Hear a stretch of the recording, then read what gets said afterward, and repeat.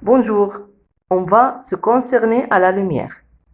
La lumière, c'est une forme de l'énergie qui se propage en ligne droite. Ici, le corps lumineux a des trous.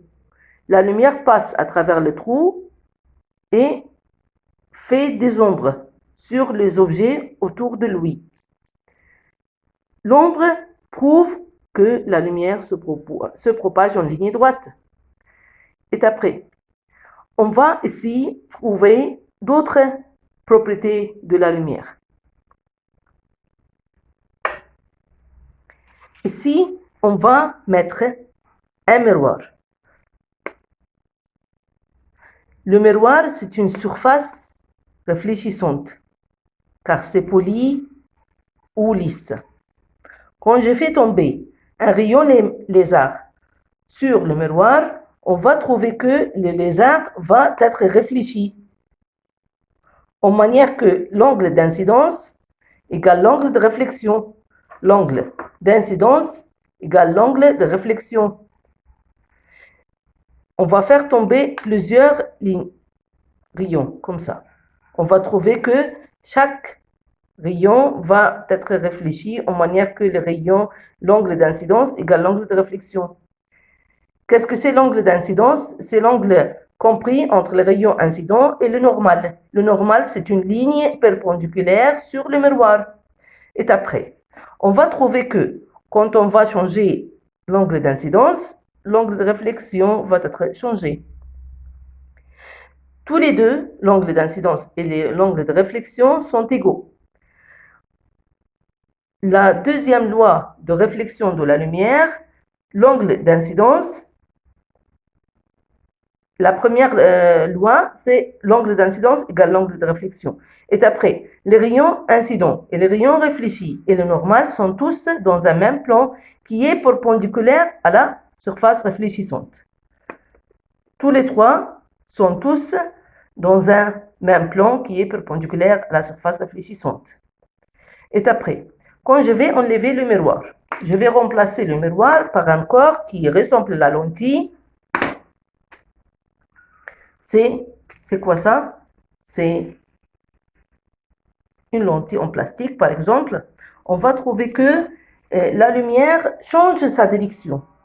Change sa direction. Mais quelle est la différence entre la réflexion et la réfraction? La réflexion se passe dans le même milieu.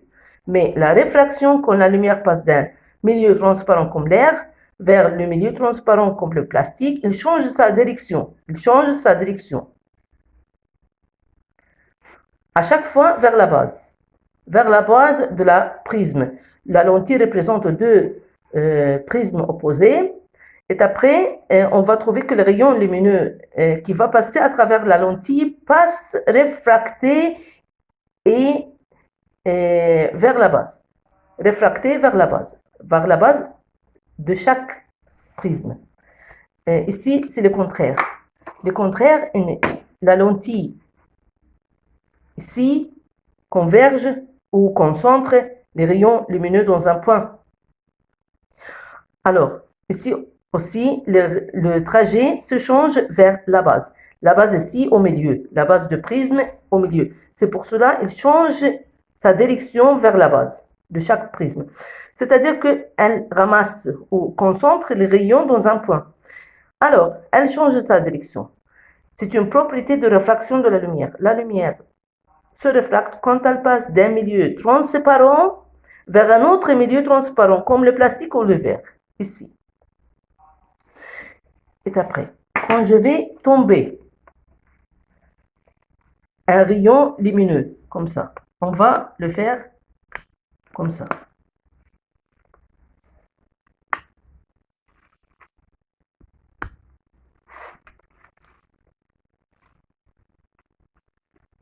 Si je fais tomber les rayons dans une manière perpendiculaire comme ça, il ne change pas sa direction. Elle ne change pas sa direction. Elle va passer à travers le corps en plastique perpendiculairement sans être changés à la direction. Mais quand je fais tomber les rayons comme ça, inclinés, il va changer sa direction.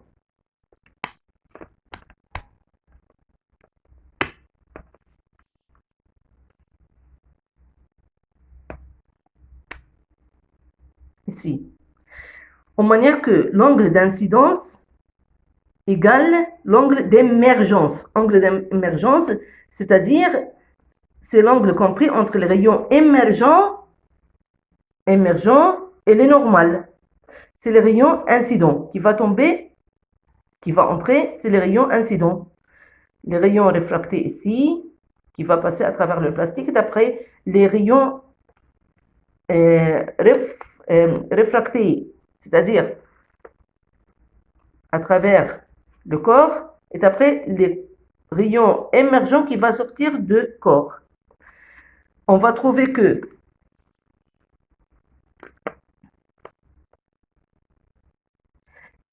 l'angle d'incidence égale l'angle d'émergence. D'accord? Et merci.